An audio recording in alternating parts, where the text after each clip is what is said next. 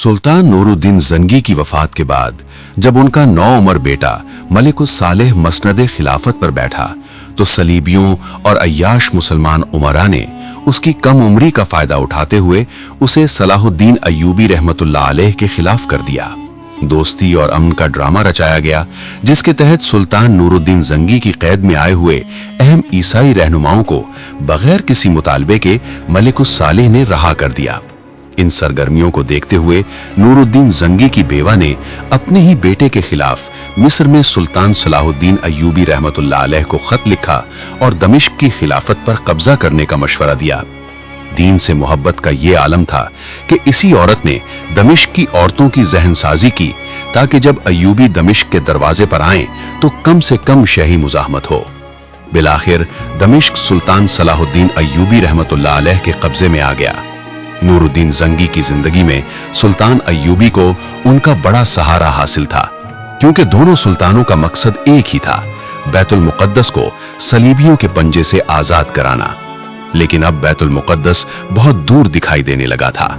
जब दमिश्क फतह हुआ तो ईसाई नवाज उमरा और मलिकुस सालेह हलब की तरफ फरार हो गए। ये वही हलब है जिसे दुनिया आज अलेप्पो के नाम से जानती है और जो हालिया बरसों में मगरिबी ताकतों की बमबारी के बाद खंडरात में बदल चुका है। मलिकुस सालेह ने हलब में ईसाई बादशाह रेनॉल्ड की मदद से प्रोपेगंडा करके शहर और आसपास के इलाकों से अय्यूबी के खिलाफ एक बड़ी फौज तैयार कर ली।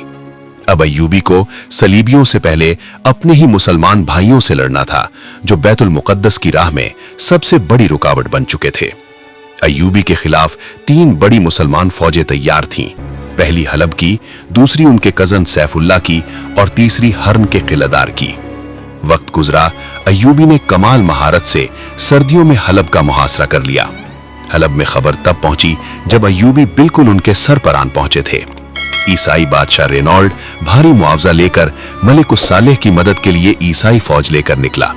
इधर हलब के अंदर ये ऐलान करवा दिया गया कि अय्यूबी ने नाउजुबिल्लाह नबूवत का दावा कर दिया है। यूं हलब के मुसलमान भी अय्यूबी के खिलाफ पूरी शिद्दत से लड़े। जब अय्यूबी को ईसाई फौज की पेशकदमी का इल्म हुआ तो वो मजबूरन शहर का मुहासरा उठाने पर मजबूर हो गए। ये पहला मौका था कि अय्यूबी किसी मुहिम में नाकाम लौटे। अय्यूबी का इरादा था कि रास्ता बदलकर ईसाई फौज के उकब में जाकर हमला करेंगे, लेकिन जब रेनॉल्ड को मुहासरे के खात्मे की खबर मिली तो वो भी अहद शिकनी करते हुए वापस लौट गया। अब तीनों मुसलमान फौजों ने मिलकर अय्यूबी पर हमला करने का फैसला किया। अय्यूबी ने एक बार फिर बेहतरीन जंगी हिकमत अमली इख्तियार की और फैसला किया कि इन फौजों को हलब से कुछ फासले पर एक पहाड़ी सिलसिले में लाकर लड़ा जाए। अय्यूबी ने अपनी फौज को एक पहाड़ी दर्रे के बाहर खैमाजन कर दिया। जब हमला हुआ तो अय्यूबी की फौज ने हमलावर फौजों को दर्रे में फंसा दिया, जहां दाएं बाएं की चोटियों से अय्यूबी के कमांडोज ने उन पर आग की हांडियां बरसाईं और फतह अपने नाम कर ली। लेकिन इसी दौरान हलब की एक रिजर्व फौज ने पहाड़ी सिलसिले के दाईं जानिब से ऐन उसी वक्त हमला कर दिया जब पहली फौज आतशी तीरों और हांडियों की जद में थी। यह हमला जीती हुई बाजी को शिकस्त में बदल देने के लिए काफी था, मगर ऐन उसी लम्हे 500 घुड़सवारों का एक दस्ता मदद को आन पहुंचा, जिनमें 400 खवातीन और 100 मर्द शामिल थे। अय्यूबी, जो औरतों को मैदान जंग में लड़ाना मायूब समझते थे, जब उन्होंने उन्हें वापस भेजा तो उन्होंने साफ इनकार कर दिया। एक मर्द ने अय्यूबी को नूरुद्दीन जंगी की बेवा का खत दिया जिसमें लिखा था, ऐ मेरे भाई अय्यूबी, मैं जानती हूं कि तुम औरतों को मैदान जंग में लाने के हक में नहीं, लेकिन अगर तुमने उन्हें वापस भेजा तो दमिश्क के मुसलमानों के दिल टूट जाएंगे। उनके जज्बा जिहाद की कदर करो। यूं अय्यूबी ने उन्हें लड़ने की इजाजत दी और इन 400 मुजाहिद खवातीन के साथ दाएं जानिब से हमला करके फतह हासिल की। इसी जंग के बाद अय्यूबी ने अपने कजन सैफुल्लाह को खत लिखा जिसमें यह जुमला भी तहरीर था, तुम परिंदों से दिल बहलाया करो, सिपाहगरी उस आदमी के लिए खतरनाक खेल है जो औरत और शराब का दिल तादा हो। क्योंकि फतह के बाद सैफुल्लाह और हर्न के किलादार के खेमों से सैकड़ों रक्कासाएं और खूबसूरत परिंदे मिले थे। उम्मत के गद्दारों से निमटने के बाद अय्यूबी ने फलस्तीन का रुख किया और हजरत उमर के बाद वो वाहिद अमीर बने जो बैतुल मुक़द्दस के फातिह ठहरे।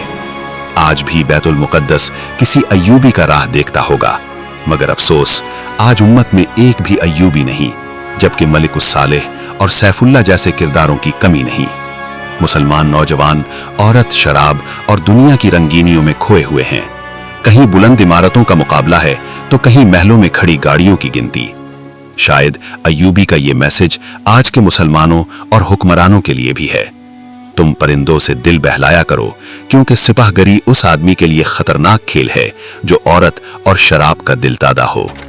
अगर ये वाकया आपके दिल को छू गया हो, अगर आप चाहते हैं कि उम्मत को फिर एक सलाहुद्दीन अय्यूबी नसीब हो, तो इस वीडियो को जरूर लाइक करें, चैनल को सब्सक्राइब करें और कमेंट्स में बताएं कि आपने इस कहानी से क्या सीखा। ये पैगाम ज्यादा से ज्यादा लोगों तक पहुंचना चाहिए।